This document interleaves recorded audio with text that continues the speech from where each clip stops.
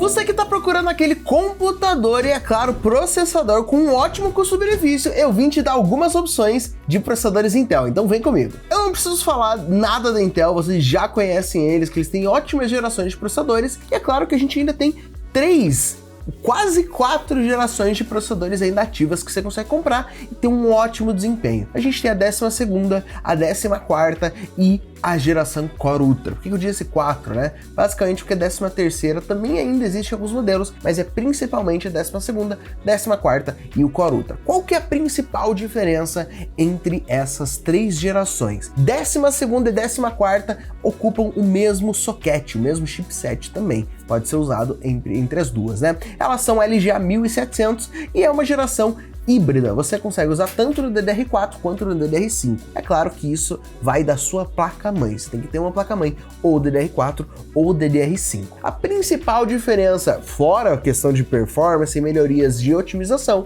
é que da 12ª para a 14ª, a gente tem na 14ª muitos mais E-cores e P-cores. A Intel tá fazendo uma coisa diferente. O que eles fizeram? A gente tem cores, núcleos, né, de performance e núcleos de eficiência. Cada um deles tem a sua função. O núcleo de performance é aquele que a gente já conhece, feito para rodar o que você está precisando ali, o seu jogo, a sua edição de vídeo, a sua tarefa principal ou as suas tarefas principais. Já os E-cores, os núcleos de eficiência, são feitos para rodar aquelas tarefas de fundo, as tarefas que estão querendo usar o teu processador por enquanto que você está jogando, mas que não vão fazer diferença para o seu uso, aquelas tarefas de fundo. E é isso que os E-cores vão fazer, vão rodar tudo o que está acontecendo da parte de trás, na parte que você não tem que se preocupar. Assim, aqueles P-cores, os cores principais, os cores de performance, conseguem focar nas suas tarefas principais. Qual que é a principal diferença da 12ª e 14ª, então? É que na 12ª não são todos os processadores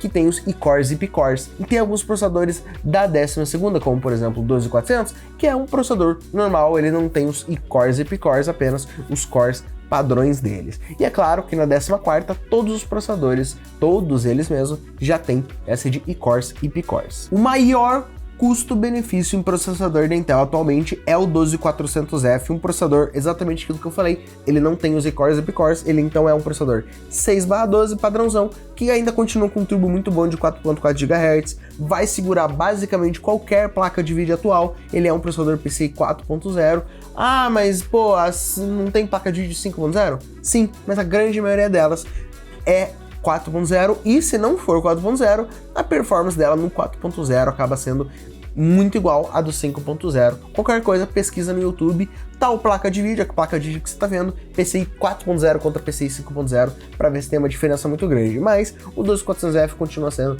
um ótimo processador, tem um consumo baixo, ele não esquenta muito e você ainda consegue combar com basicamente qualquer LGA 1700 que você quiser. Agora, se você está procurando algo um pouco mais parrudo, a minha recomendação é o 14600KF. Ele já é um processador 14/20, é aquilo que eu tô te falando dos E-cores e P-cores. Ele não é um processador 6/12 como a gente esperaria um i5C, né? Se a gente descer aqui, ó, a gente consegue ver um pouco mais. Ó, por que ele é 14/20? Porque ele tem 14 núcleos, sendo 6 deles normais, então ele continua sendo tecnicamente um processador 6/12.